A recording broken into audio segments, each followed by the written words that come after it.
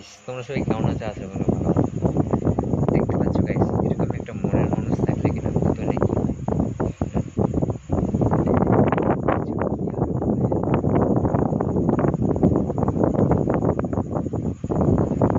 আসলে গাইস, নিজের বউকে না যেমনই, নিজের বউ নিজের কাছে অনেক স্বার্থপর, ঠিক আছে কিনা?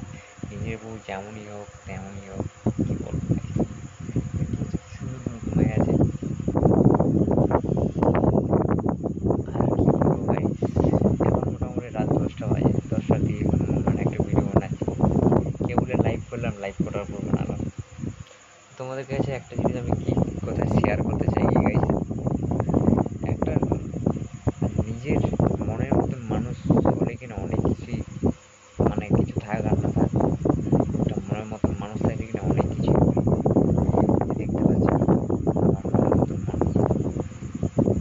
তোমরা অনেকজনে কমেন্ট করে বলো গাইস যে তোমরা কীভাবে বিয়ে করেছো।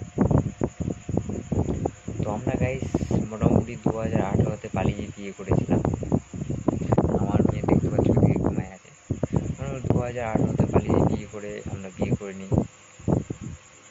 সেদিন থেকে মোটামুটি আজ দিয়ে অনেক দিন হয়ে গেল, একসাথে এখনও আছি। একটু মায়ের সাথে ঝগড়াঝাটি হতে থাকে সংসারের মধ্যে, কিন্তু কোনো অসুবিধা হয় না গাইস। কী করবো গাইস, আর যারা যারা মেম্বারশিপে জয়েন হচ্ছে না গাইস, অসংখ্য অসংখ্য ধন্যবাদ তোমাদেরকে। কেন কি গাইস, মেম্বারশিপে জয়েন হচ্ছে তোমাদেরকে একটা ব্যাচ দেওয়া হয় যে আমার চ্যানেলে তোমরা অনেক দিনকার একটা পুরনো লোক, একটা পুরনো স্মৃতি আর কি, ঠিক আছে কিনা গাইস?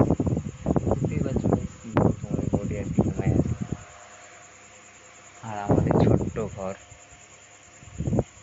কী বলবো। গাইস বাই বাই, ভালো থাকো তোমরা সবাই। আর আজকে আজকে কিন্তু গাইস 15ই আগস্ট, তো হ্যাপি নিউ ইয়ার 15ই আগস্ট তোমাদেরকে, শুভকামনা।